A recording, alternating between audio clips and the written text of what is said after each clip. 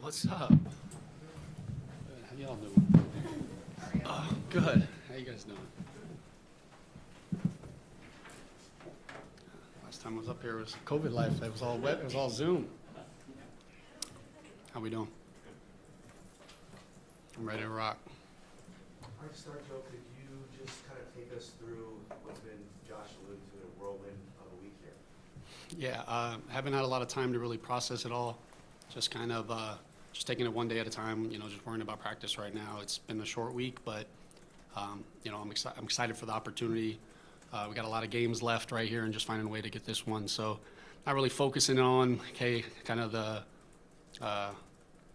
everything that's kind of happening right now. Just trying to say, hey, what do we got to do for practice today? And I'll kind of think about whatever we got right after that. Joe, what was that conversation like with Sean when you said, you want to do this over the opportunity role? Like, when did that happen and what was that conversation? Yeah, just without getting into specifics, it was just, obviously not a scenario that I was looking forward to this year. I feel like, coach was just upfront about it and just let me know, and I was all for it, and here we go. Hey, Joe, working with Ken for a year now, what was your takeaway about the way he called games that you learned, and then combined with your play calling experience? Like I couldn't say enough good words about Ken Dorsey. Like, I'm here because of Ken Dorsey, and I love that man to death. And it was really tough on me, and it still is tough on me. I'm not here to speak about any of his play calling, whatever. As the quarterback coach, if results didn't happen, which they clearly didn't, I'm part of the reason for that and to blame. So, but I'm excited about what we have moving forward, and the energy that our guys have, and the confidence, and it's about us being able to kind of do something with that. So, and it's not really getting specific in terms of like scheme and play calling or whatnot, but just more of us just focusing on finding ways to score points and not turn the ball over. What do you consider this way you've grown as a coach since you came to Buffalo? To be honest with you, this organization is first class in everything that they do, and so it's been incredible with the communication. From Mr. Pagula down, they allow you to be you. Just be you with us, in a sense of like my personality is allowed to show. There's great communication, and so it's been. You have a lot of fun working here, and I know that it's a business and it's a job, but I enjoy coming to work because of the guys and that I get to coach, and then this room's and obviously the offensive unit, but our coaching staff, and so just you grow just because you just have so much fun being able to come here, and just great communication and everything. So, Joe, yeah. no disrespect to the quarterbacks you had in Carolina. What did you learn working with a guy like Joe Burrow, who's at the time in college football, the top of his level at quarterback, as a quarterback, learning from that point? What did you learn about that? Like at the end of the day, football, every quarterback can throw a football, but it's all about, just the mindset that they kind of play and the approach that they take going into it. And that's what I love about Josh Allen. I'm passionate about, obviously, the Josh Allen. I have so much love for him, and he's such a competitor, and all I want is for him to have success. And so I was fortunate for the opportunity that I had in college with Joe, but just a guy like Josh, just his mindset, his mentality, his approach to the game, is so much fun. And just being able to, all I want is for him to have success. And so you get a guy like Joe in college, just the way that he approached the game, and now just seeing Josh at this level, just how detailed he is, how much he cares. It's just a lot of fun. Joe, how has your relationship with Josh grown since you've been here? I think you just continue to get more and more comfortable. I tried to be, between, in the past, Coach Dorsey, myself, and Josh, like we were, you had to all be the same communication and all be kind of attached to the hip, right? That's part of the play caller to the QB coach to the QB. And Josh is, I believe that, we're as comfortable as can be in terms of if there's something he doesn't like, he's going to communicate it, and vice versa. Because I know at the end of the day, this is his show, and he's going to lead us to where we need to go. And it's about us having a trust with one another, and I believe that we have that. Joe, what do you think a tremendous amount, obviously, into this job. He takes it hard and personal when it doesn't go right. He's had 6 straight games with an interception. Are you concerned about his swagger, if you will, and where his head's at? Not at all. Give me Josh Allen all day, every day. I'm not worried about it. When I look in his eyes before every game, there's not a worry in my mind. And I guarantee you that's the same mindset of everybody in this locker room. So, I believe Josh Allen's the best quarterback in the NFL. And, it excites me that I get an opportunity to call plays with him. Because I feel like you can look down at the play call and whatever you call it, Josh Allen is going to find a way to make it work. And there's a lot of confidence in that. Joe, when Sean talked about energy and confidence, and what do you think sapped the energy and confidence from this unit over the course of the weeks? Without getting into specifics, I don't. To me, at the end of the day, we've lost some football games, and I don't know if that's taking it, but we're in the a business of winning football games, and so when you win, there's a lot of energy, and so. It starts at the top. I got to point the thumb at myself and not point fingers, and I got to make sure that I bring the energy and I bring the juice, and the guys are going to feed off of me, and I think that'll trickle down to Josh and to the players. And so, without worrying about how the energy was or whatnot, it's about, hey, what can we do moving forward? And I think that all starts with me.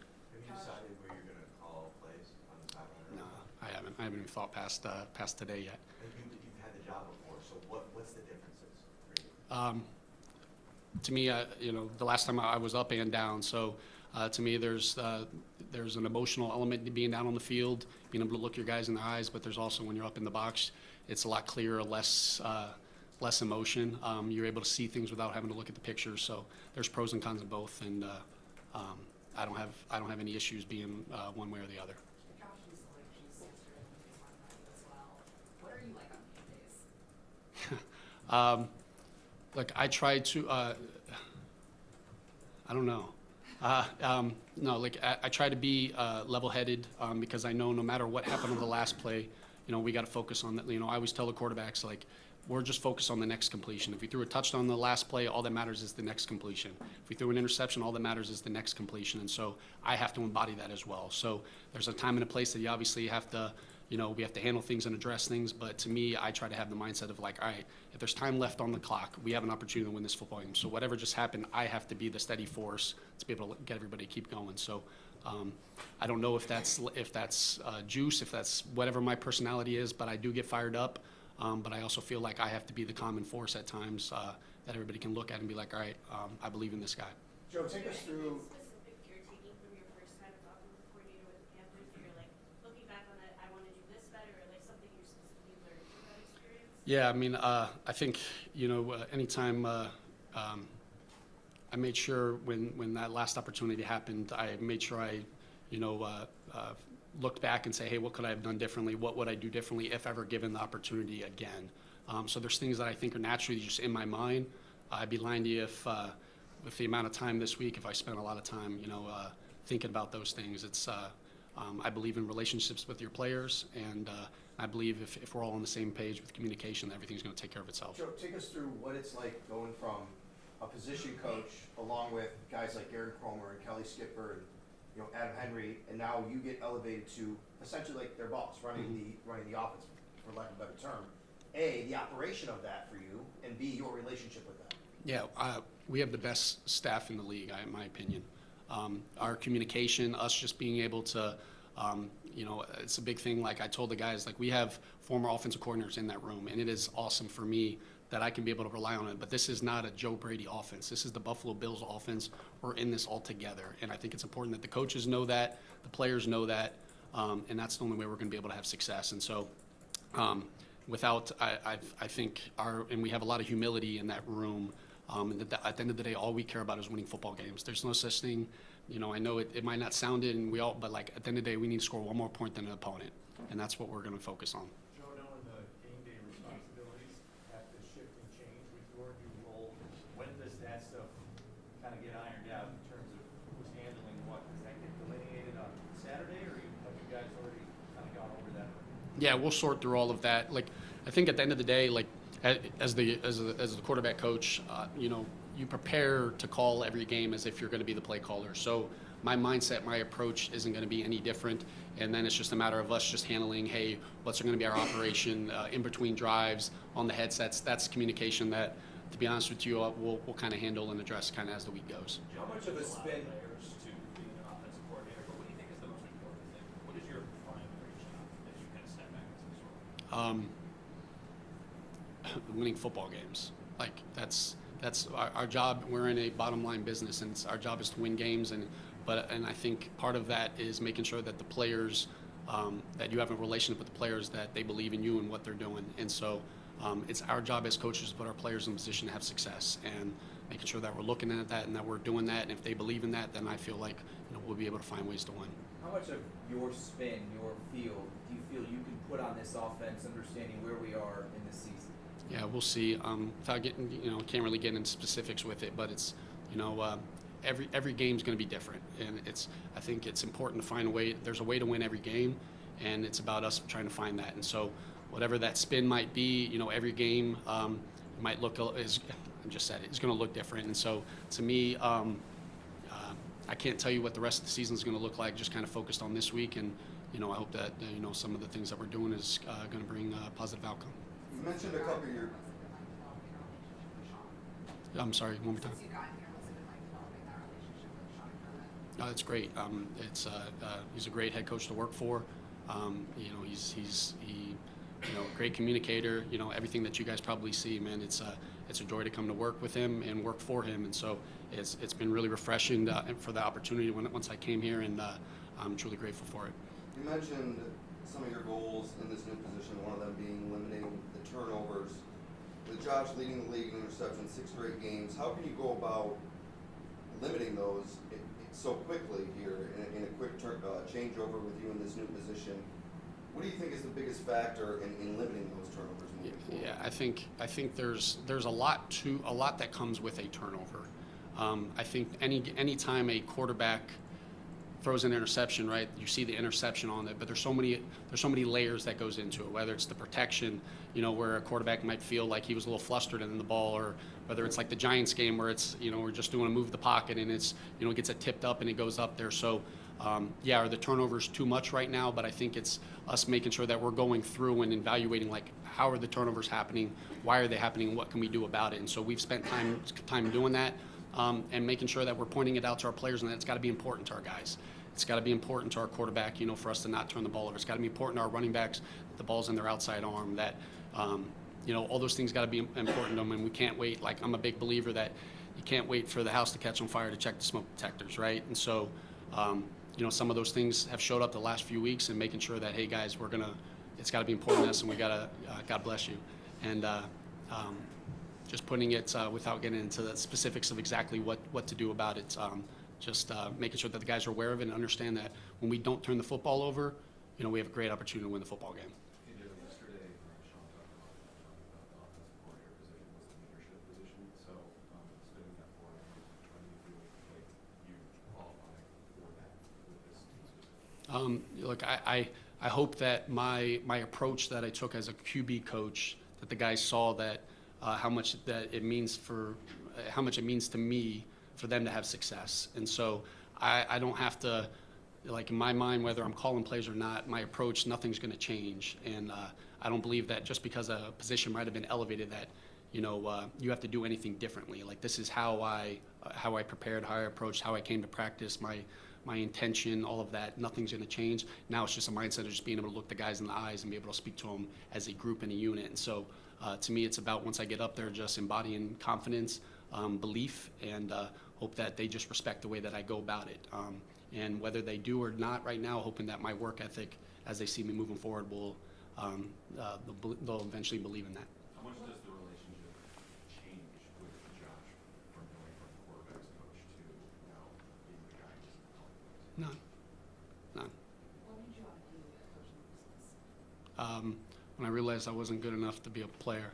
No, I've always had a passion for this game of football. It means so much to me. It's not just a job. Like, I love football, and once I realized as a player in college that I wasn't very good, I had to realize that, hey, what am I going to do with it? And obviously my parents, paid some money for a nice degree that I didn't actually utilize. But once I got to that point, there's nothing I'd rather do besides coach football. How do you view the idea of getting more out of your secondary receiving options outside of Stefan? I'm sorry, How do you view getting more consistency out of some of your receiving options maybe outside of Steph? Yeah, I think the biggest thing is just making sure that we're putting our players in position to have success, and just know that I have full confidence in the guys that in that room. There's not a route, there's not a decision that I feel like, hey, you know what, I don't think that guy's going to be able to make that play. And those guys know that I believe in them, and being able to get them involved, and making sure that we're making them run routes and putting them in positions. And that's not saying that we didn't do that, but that's just making sure that reiterating to them that, hey, I believe in you guys, regardless of where the ball's going to go. I believe that you guys are going to make the play. Joe, earlier this week, the play-by-play guy for LSU was on the radio, and he was talking about your responsibilities at LSU and how you were up in the booth and were able to kind of chart plays and look ahead to what the opposing defense was doing. How do you think that has helped you as a first-time OC with the Panthers, and how will it help you now? I think anytime you're up in the box, you see everything happening. You know, like you're on the field, sometimes it's like you're trying to look at the point of attack, or you're trying to get a feel. I remember my first time on in 2020, my first time on the sideline, I was just trying to figure out, where do I stand to call plays. You know, it's like, hey, can you see things? Are you going to be so? When you're up in the box, you don't have to go back in the drive and say, hey, what coverage was that? You have a pulse of you're able to see where the ball's spotted right away. You don't have to wait. So there's little intricacies of that. But I think anytime, the more experience that you have calling plays, you just continue to get more and more comfortable at that. Yeah, I'm excited for the opportunity again. Joe, is there a certain level of like earning respect at your age, like with some of the guys in your room? And this might even go back more to Carolina when you were a little younger in your position. You got guys that are close to your age, and Yeah. you know that's not normal in this business necessarily to lead men like that. Is there a certain way you have to navigate through that maybe than if you were older, I guess?